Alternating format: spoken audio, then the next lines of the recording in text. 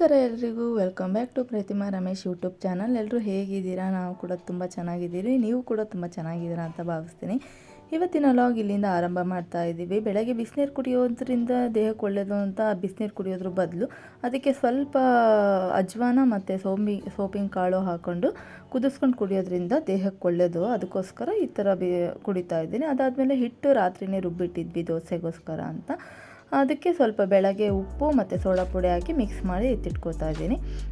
ಮತ್ತು ಇನ್ನೊಂದು ಕಡೆ ಡಿಟಾಕ್ಸ್ ಡ್ರಿಂಕ್ಸ್ ರೆಡಿ ಮಾಡೋಣ ಅಂತ ಸೋರೆಕಾಯಿ ಮತ್ತು ಸೌತೆಕಾಯಿ, ಸ್ವಲ್ಪ ಶುಂಠಿ ಮತ್ತು ಪುದೀನ ಹಾಕಿ ಮಿಕ್ಸ್ ಮಾಡ್ಕೊಂಡು, ಈ ಜ್ಯೂಸ್ ಅಂತೂ ನಾವು 2 ದಿನಕ್ಕೆ 1 ಟೈಮ್ ಅಂತೂ ಕುಡಿತಾನೆ ಇರ್ತೀನಿ. ದೇಹಕ್ಕಂತೂ ತುಂಬಾ ಒಳ್ಳೆಯದು. ಗ್ಯಾಸ್ಟ್ರಿಕ್ ಆಗಿರ್ಬೋದು, ಮತ್ತು ಕೂದಲು ಸಮಸ್ಯೆ ಆಗಿರ್ಬೋದು, ವೆಯ್ಟ್ ಲಾಸ್ ಮಾಡೋರಾಗಿರ್ಬೋದು, ಈ ಥರ ಜ್ಯೂಸ್ ಕುಡಿತಾ ಇರಿ ನೀವು ಕೂಡ. ನಾವಂತೂ ಡೈಲಿ ಈ ಥರ ಡಿಟಾಕ್ಸ್ ಡ್ರಿಂಕ್ಸ್ ಕುಡಿತಾನೆ ಇರ್ತೀವಿ.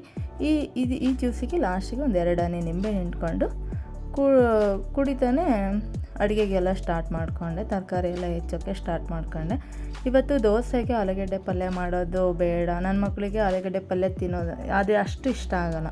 ಈ ಥರ ಸಾಗು ಅದು ಇದ್ದರೆ ಇಷ್ಟ ನಮ್ಮ ದೊಡ್ಡ ಮಗಳಿಗೆ. ಅದಕ್ಕೋಸ್ಕರ ನಾನಿವತ್ತು ಸಾಗು ಮಾಡ್ತಾಯಿದ್ದೀನಿ. ಎಲ್ಲ ವೆಜಿಟೇಬಲ್ಸ್ ಹಾಕಿ ಎಲ್ಲ ವೆಜಿಟೇಬಲ್ಸ್ನೆಲ್ಲ ಕಟ್ ಮಾಡಿ ಇಟ್ಕೊಂಡೆ. ಇನ್ನೊಂದು ಕಡೆ ಮಿಕ್ಸಿಗೆ ರೆಡಿ ಮಾಡ್ಕೊತಾ ಇದ್ದೀನಿ. ಹಸಿಮೆಣಸಿನ್ಕಾಯಿ, ಬೆಳ್ಳುಳ್ಳಿ, ಶುಂಠಿ, 1 ಬಟ್ಲು ಕೊಬ್ಬರಿ ತುರಿ, ಮತ್ತು ನೆನೆಸಿಟ್ಕೊಂಡಂಥ ಗೋಡಂಬಿ, ಚಕ್ಕೆ, ಲವಂಗ, ಒಂದು 4 ಚಕ್ಕೆ, 1 ಇಂಚು ಚಕ್ಕೆ, ಒಂದು 4-5 ಲವಂಗ, 1-2 ಮೆಣಸಿನಕಾಳು ಹಾಕ್ಕೊಂಡು ಮಿಕ್ಸಿ ಮಾಡಿ ಇಟ್ಕೊಂಡ್ಬಿಟ್ರೆ ಗ್ರೇವಿ ರೆಡಿ ಅಂದರೆ ಗ್ರೇವಿಗೆ ಮಿಕ್ಸಿ ಮಾಡಿ ಇಟ್ಕೊಂಡೆ. ಇನ್ನೊಂದು ಕಡೆ ಒಗ್ಗರಣೆಗೆ ಎಣ್ಣೆ ಇಟ್ಕೊಂಡು, ಎಣ್ಣೆ ಕಾದ್ಮೇಲೆ ಸಾಸಿವೆ ಜೀರಿಗೆ ಹಾಕ್ಕೊಂಡು ಅದಕ್ಕೆ ಈರುಳ್ಳಿ ಕರಿಬೇವು ಹಾಕಿ ಚೆನ್ನಾಗಿ ಸ್ವಲ್ಪ ಎಣ್ಣೆಯಲ್ಲಿ ಬಾಡಿಸ್ಕೋಬೇಕು. ಅದು ಬಾಡಿಸ್ಕೊಂಡಾದಮೇಲೆ ಕ್ಯಾರೆಟು, ಬೀನ್ಸು, ಆಲೂಗಡ್ಡೆ ಹಾಕಿ ಅದನ್ನು ಸ್ವಲ್ಪ ಹೊತ್ತು ಬಾಡಿಸ್ಕೊಳ್ತಾ ಇದ್ದೀನಿ.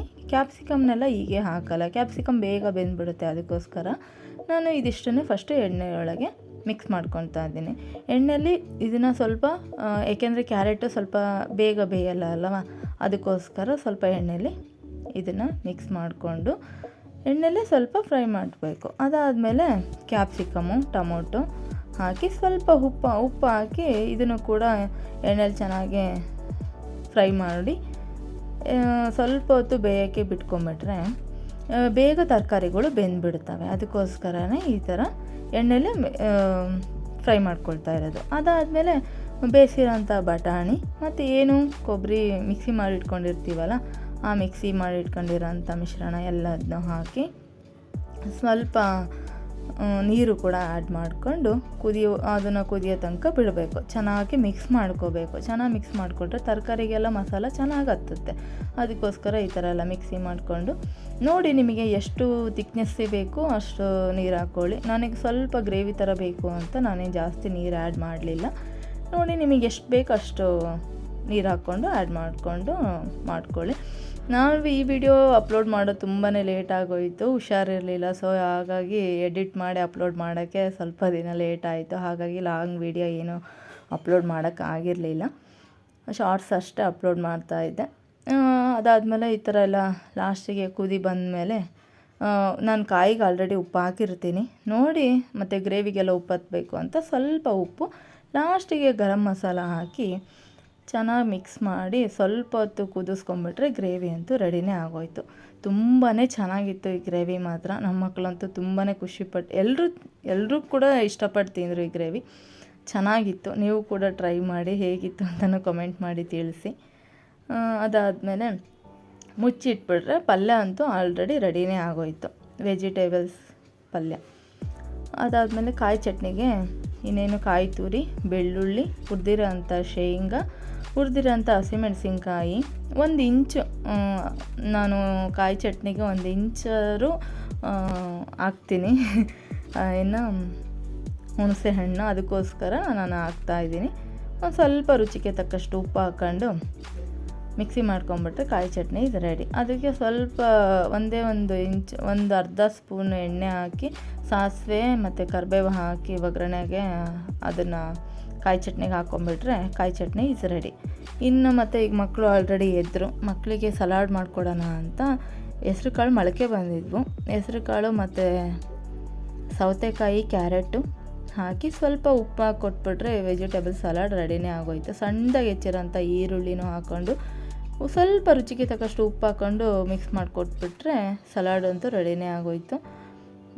ತುಂಬ ಚೆನ್ನಾಗಿರುತ್ತೆ. ಇದು ಕೂಡ ನೀವು ಕೂಡ ಮಕ್ಕಳಿಗೆ ಈ ಥರ ಮಾಡಿಕೊಡಿ. ಬೆಳಗ್ಗೆ ಹೊತ್ತು ಟೀ ಕಾಫಿ ಕೊಡೋದ್ರ ಬದಲು ಈ ಥರ ವೆಜಿಟೇಬಲ್ಸ್ನ ಸಲಾಡ್ ಥರ ಮಾಡಿಕೊಟ್ಬಿಟ್ರೆ ಮಕ್ಕಳು ಕೂಡ ಇಷ್ಟಪಟ್ಟು ತಿಂತಾರೆ. ಹೆಲ್ತಿಗೂ ಕೂಡ ಒಳ್ಳೆಯದೇ ಅಲ್ವಾ. ಇನ್ನು ಇನ್ನೊಂದು ಕಡೆ ಪ್ಯಾನ್ ಇಟ್ಟು ಪ್ಯಾನ್ ಬಿಸಿ ಆದಮೇಲೆ ದೋಸೆ ಹಾಕ್ತಾಯಿದ್ದೀನಿ. ದೋಸೆ ಅಂತೂ ತುಂಬ ಚೆನ್ನಾಗೇ ಬಂದಿದ್ವು, ಏಕೆಂದರೆ ಹಿಟ್ಟು ಅಷ್ಟು ಚೆನ್ನಾಗೇ ನೆಂದಿತ್ತು ಕೂಡ. ಹಿಟ್ಟಿಗೆ ಏನೇನೆಲ್ಲ ಹಾಕಿ ನೆನೆಯಿಟ್ಟಿದ್ದೆ ಅಂತ ನಿಮಗೂ ಬೇಕು ಅಂದರೆ ಕಮೆಂಟ್ ಮಾಡಿ ತಿಳಿಸಿ. ನಾನು ಆ ರೆಸಿಪಿನೂ ಕೂಡ ನಿಮಗೆ ಶೇರ್ ಮಾಡ್ತೀನಿ.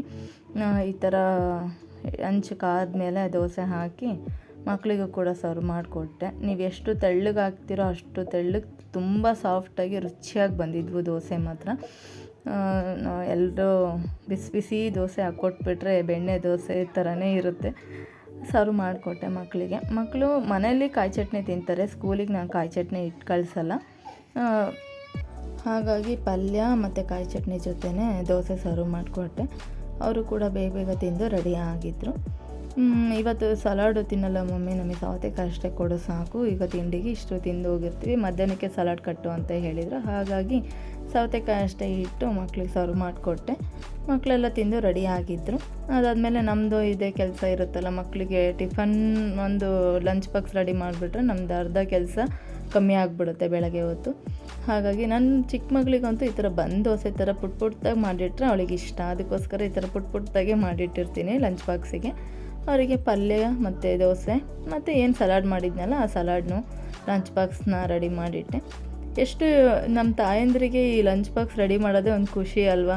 ಈ ವೆರೈಟಿ ಲಂಚ್ ಬಾಕ್ಸ್ ಏನೇನಾದ್ರು ಒಂದು ಈ ಥರ ಕಲರ್ಫುಲ್ಲಾಗಿ ಲಂಚ್ ಬಾಕ್ಸ್ ರೆಡಿ ಮಾಡಿಟ್ಬಿಟ್ರೆ ಮಕ್ಕಳು ಅದನ್ನು ತಿನ್ಕೊಂಬಂದರೆ ಆವಾಗ ಮನಸ್ಸಿಗೆ ಸಮಾಧಾನ ಅನಿಸುತ್ತೆ. ಈ ಥರ ಎಲ್ಲ ರೆಡಿ ಮಾಡಿ ಲಂಚ್ ಬಾಕ್ಸ್ನ ಕೂಡ ರೆಡಿ ಮಾಡಿಟ್ಟೆ. ಇವತ್ತಿನ ಬ್ರೇಕ್ಫಾಸ್ಟ್, ಬೆಳಗಿನ ಮಾರ್ನಿಂಗ್ ಬ್ರೇಕ್ಫಾಸ್ಟ್ ರೆಸಿಪಿ ಇದಾಗಿತ್ತು. ಈ ವ್ಲಾಗ್ ನಿಮಗೆ ಇಷ್ಟ, ಐ ಹೋಪ್ ನಿಮಗೆಲ್ರಿಗೂ ಈ ವ್ಲಾಗ್ ಇಷ್ಟ ಆಗಿದೆ ಅಂತ. ಇದೇ ಥರ ಮತ್ತೆ ಹೊಸ ರೆಸಿಪಿ ಜೊತೆ ನಾನು ನಿಮ್ಮ ಮುಂದೆ ಸಿಗ್ತೀನಿ. ಅಲ್ಲಿವರೆಗೂ ಎಲ್ಲರೂ ನಗಿಸ್ತಾ ಇರಿ, ಎಲ್ಲರೂ ಖುಷಿಯಾಗಿರಿ, ಇದೇ ಥರ ನಮಗೆ ಸಪೋರ್ಟ್ ಮಾಡ್ತಾಯಿರಿ ಅಂತ ಹೇಳ್ತೀನಿ. Thanks for watching.